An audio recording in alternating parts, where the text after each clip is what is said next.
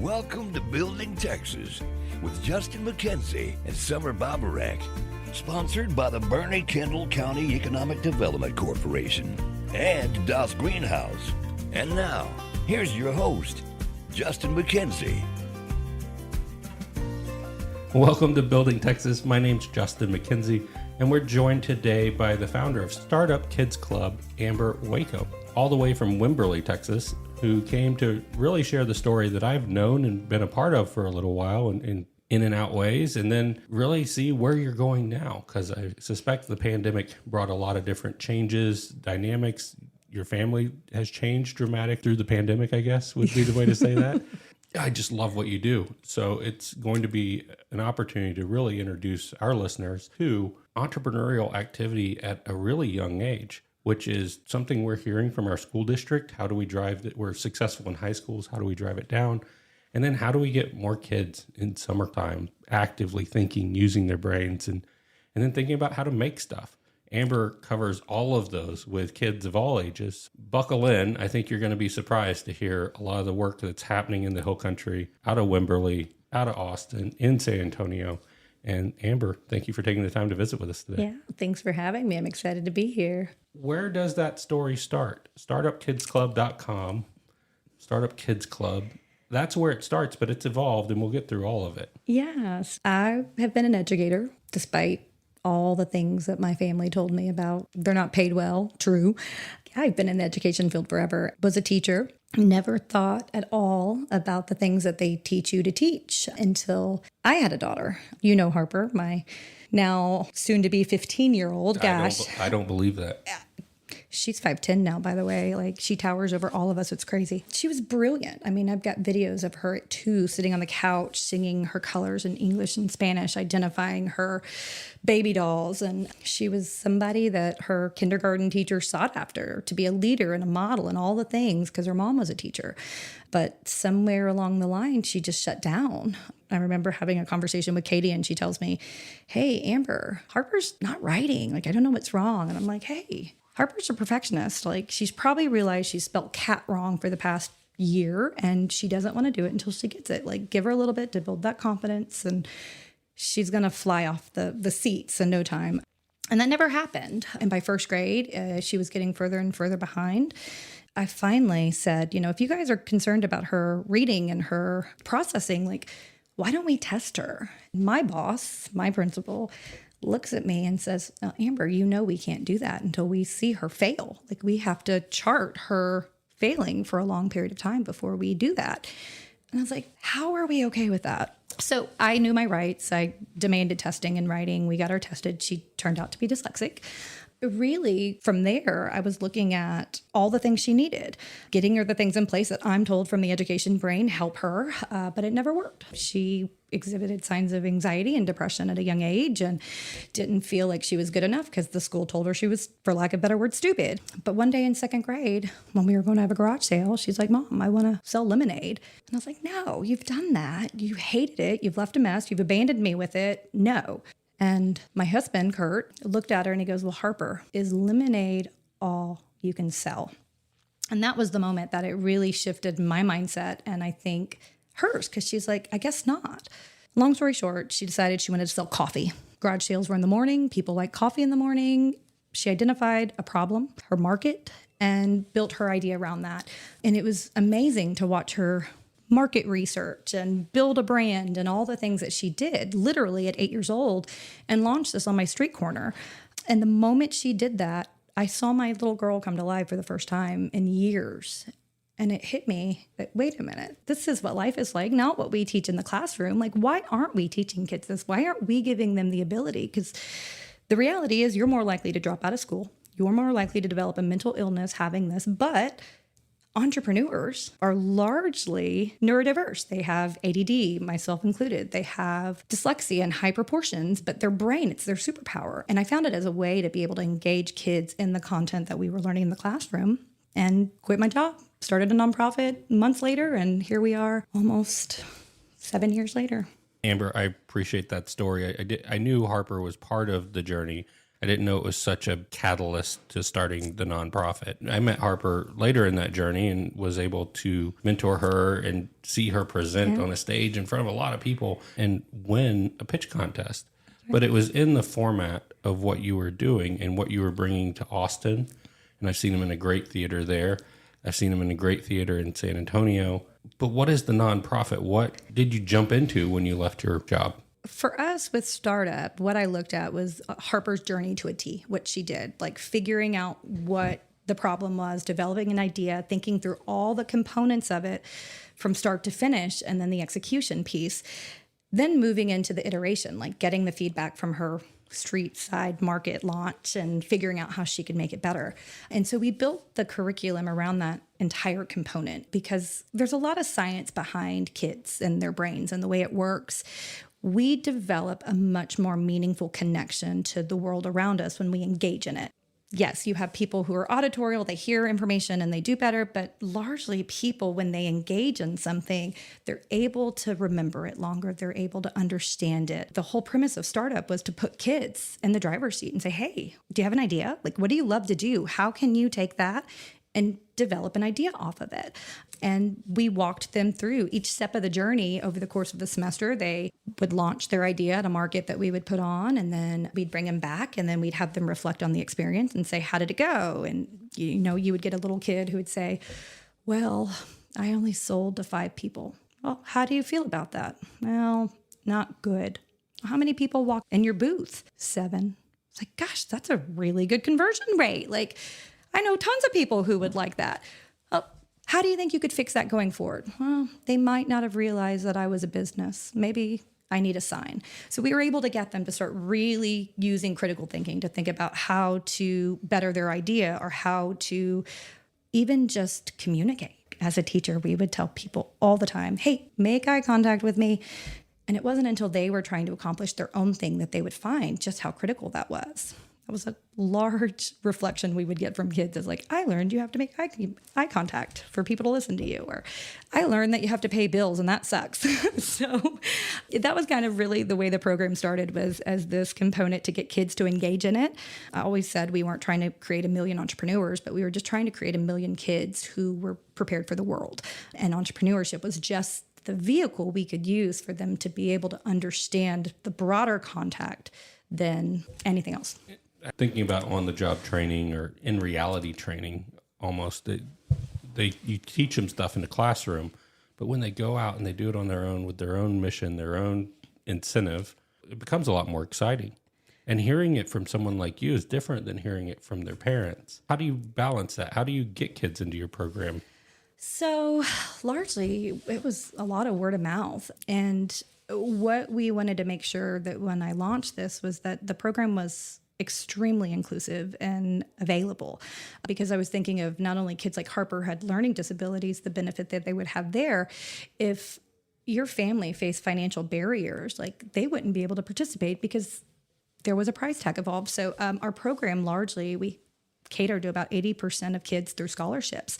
And at one point pre-COVID, we were working with the Housing Authority in Austin because our goal was to help use that as a tool to help break not only the systematic cycle of poverty, but potentially plant seeds with the parents and say, hey, we just gave you $20. How can you take this $20 and turn it into 100? How can you turn it into 200? And eventually that parent who might have never thought about that as an option would look at that and say, hey, how'd you do that? Well, I just made soap. Great. You want to try? So we could actually plant that seed with parents to get them to be more opportunistic and more tenacious and determined. I don't know if I answered your question, but largely we just put the program out there and people would come to us. And is that mothers coming to you saying, hey, we need this? Is it the kids finding you saying, hey, I'm really excited about something like this? Sometimes mothers, a lot of times, actually, it was men, either dads or people who had entrepreneurial business backgrounds that thought that it could be a great thing to add. And we built out startup kind of like a Boy Scout or Girl Scout model so that everything was packaged together. And no matter who you were, you could replicate it in your community if you wanted. And at first you would get these men who are a little nervous to potentially deal with 10 kids, but eventually, I mean, they were hands down the best teachers. Teachers, on the other hand, were the worst. But I did find that. It was such a non-traditional thinking that we were trying to get them to experience that teachers just... Well, it's anything. If Yeah. your muscle memory on how you've been trained to do it is one way, and now you're trying to do it radically different, it's hard. And empowering the student is, I think, a big shift in how we're thinking about intern programs and getting kids involved, because we're recognizing and value that even at 7, 8 years old, they have a beautiful mind that is working really quick and has a different set of inputs and experiences. Absolutely. And it's not jaded by the world yet. No, it's not. And kind of on that, I hate to say it, but when you hear people say teaching to the test, we are really bad in our education systems about teaching to test, giving these confines about this is a specific amount of information that I need you to learn and have. And this is where you find it, that our kids aren't actually thinking outside of the box like that. And so being able at a young age where they've still got all this gray matter in their brain and they're not as self-conscious, and like you said, jaded by the world, is huge, because as you get older, it gets harder and you become more aware of what people think, that you're less likely to make those self-attempts. But these kids aren't. So if we can have them say, like, hey, what problem do you notice in your community? And how can you fix that? Or what do you love? And how can you build your livelihood around that? It's empowering them in a much deeper way that also creates that self-efficacy and value that lasts forever.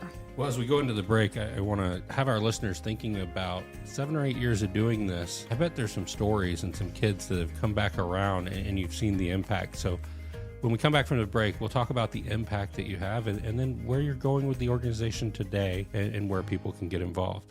This is Justin McKenzie from Building Texas. Today's segment is brought to you by GreenHaus. GreenHaus is a business incubator launched here in Boerne to serve our local community. GreenHaus is a place where you can come to grow your idea. Our goal is to make Boerne accessible to people who are looking to grow a business, expand a business, or learn more about what's out there in their community and get involved. Visit us at dasgreenhaus.org or come visit us at 7 Upper Balcones Road, Boerne, Texas. Das GreenHaus.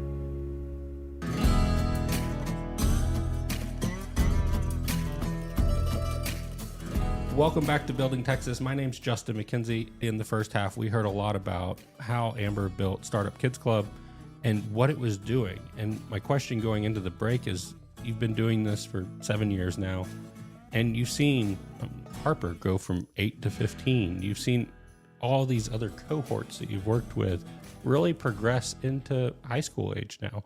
Do you have any stories? Where's the impact, and has it surprised you? Many pieces of it. Actually, the first one I'll tell, we were just talking about this yesterday. We were applying for a grant and it wanted a personal story, and it just blew me away. So when we launched, my starting class was 4th, 5th grade. And you know Jet from Sweet Tooth Sushi. He started his first business with me the very first year. So he must have been 4th grade. And he hated it. He had a bad breakup with his partner and decided to come back the next year with a new partner and a new idea. And what they were going to do is make this candy sushi.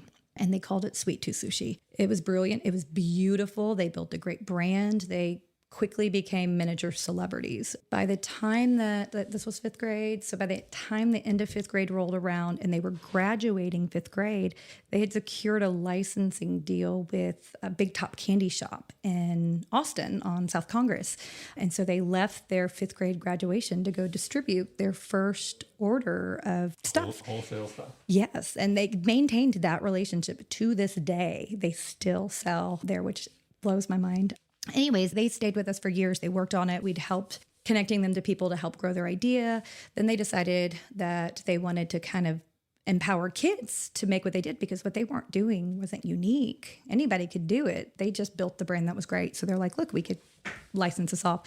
They also pitched at a pitch competition for us where they won and built out their website and did some stuff to explore the licensing piece. Jet, is going into his senior year next year. Since he's phased out of my program and he's now in the comforts of his high school business program, he comes back every year and still volunteers with us. Last year, drove to Wimberley, 45 minutes away, to volunteer for 8 hours a day with our kids, which I thought was huge. So I think that's really neat when you get these kids who see such value in it that they become the teachers themselves. I think it speaks a testament of what we're trying to do. But what a story about the early failure, too. Oftentimes we talk about the entrepreneurial journey and everybody says, oh, Elon, oh, this, oh, that. And they know the wins. They don't see the failures. But for a 9-year-old to hate it and break up with a co-founder at 9, but then come back and do it again and have the success, that resiliency and get up and do it again. We teach it in baseball and soccer. And Absolutely. Why not teach it in school and business? Absolutely. My other little story I'll share is this sweet little girl named Sky. And she started a Sky's cookie delivery company. Each month, she picks a different nonprofit that she gives a potential, like a percentage of her proceeds back. And so this is something that in our programming, we talked a lot with kids about is like the financial literacy piece. Not only how are you saving the money, how are you investing it, what do you need to spend, but like how you're part of the community and the value of giving back. And maybe it's giving product back, maybe it's giving time, maybe it's giving money. I'm a firm believer that if you can instill that pre-puberty, when kids start turning inward and becoming selfish, that we can help them have a greater connection to their community and the world around them. Yeah, Sky's been doing this for about 18 months now, and she's donated, I think, over $500 to businesses or nonprofits in the community. Beautiful, heartwarming story. Well, one of the reasons that I wanted to have you on is the work that you do. You don't do it for your career or brand or any of that. We've heard today really where your origin story is and why you continue to pour into these kids, and you're teaching them so much. I mean, we struggle to get adult business owners involved in the right way in their community. I talk a lot about just getting people out to vote is a huge civic responsibility that people don't have time for or they don't think about, and it's not. So if you've got a child that can think about how to be a better citizen as a child, my great expectation and hope is that that's going to be a better business leader in their small town in Texas in the future. Yeah, I haven't looked at the statistic recently, which I should, but pre-COVID, the jobs that the kids that were in 5th grade were going to be working on, 60% of them hadn't been created yet. And when you look at it from that standpoint, if our kids lack critical thinking, if they lack determination, if they lack enough of the own self-belief that they can do something, we really limit that innovation. And it takes a lot to put yourself out there. I look at myself like that all the time. Like, I was never happy in my job, but I did it because that's what they say and that's how you do it. And I never questioned that. And it took a lot for me to even find that voice to break off myself. Heck, 7 years in, I still have massive imposter syndrome. Well, it's the drug of stability that you have in a professional role and with an organization. It's very different than being out on your own, and you have to raise for your nonprofit every year. Oh, yeah. We have to raise for GreenHaus every year. That's a different level of urgency and responsibility than just showing up and doing the job. And I'm not making light of that, but there's a different element in your brain that says, how much is in the bank account this week? Absolutely. But then you're also giving back and selfless in the way of you're volunteering, you're visible in your community, you're out and about. And that doesn't drive revenue for you, but it does build the excitement, the understanding, and the forward momentum of your organization in a lot of ways. You mentioned COVID. How did 7 years from today, I mean, you were on this bright hockey stick and then COVID hit, and I know that changed a lot. It did. We had tremendous growth and successes. I mean, I think in the first 3 years, we had reached about 3,300 kids, and we had 27 programming locations around Central Texas, and literally we're in the process of expanding to San Antonio. I had participated in a philanthropy pitch and secured some funds for us to do that. We ourselves planned the pitch competition that you talked about that we had in downtown San Antonio as kind of our soft launch to showcase what kids were capable of, and then say, hey, now let's help other kids get there. Our pitch competition was February 22nd, 2020. We all know 2 weeks later what happened. The world shut down.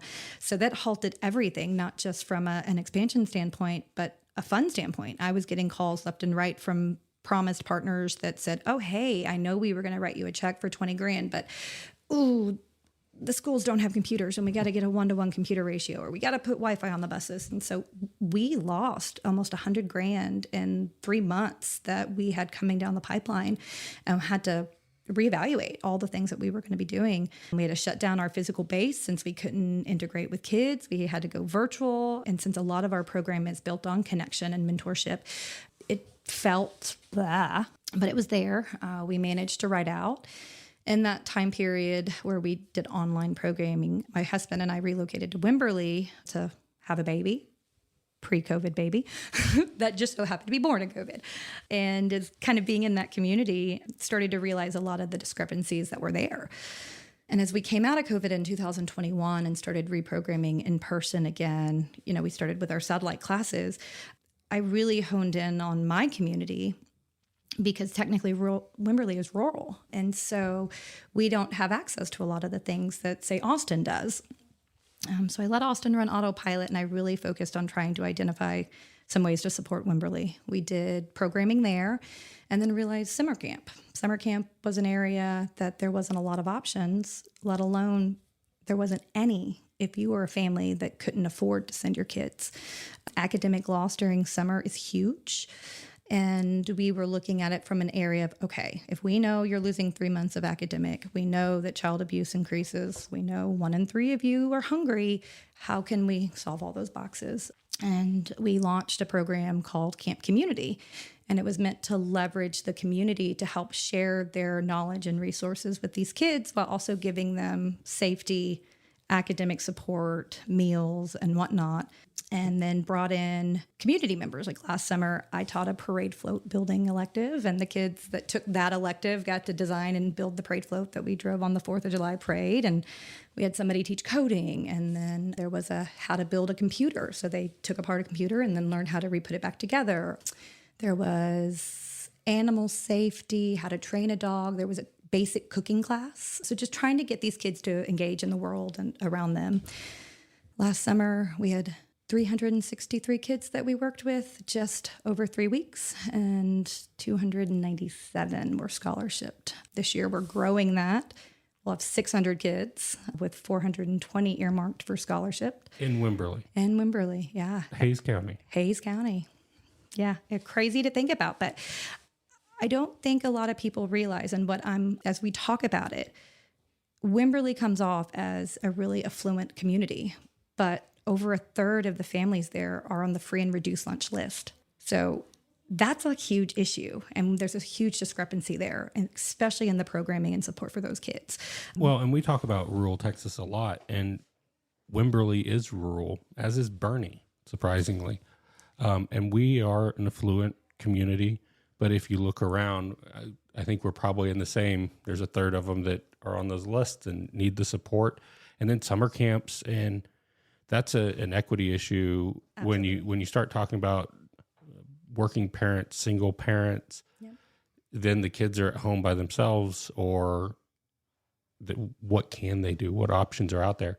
And for me to hear that almost 300 of the 330 are on scholarship, that's incredible. I know. And we had 111 on wait list that we weren't even able to reach because we didn't have the capacity.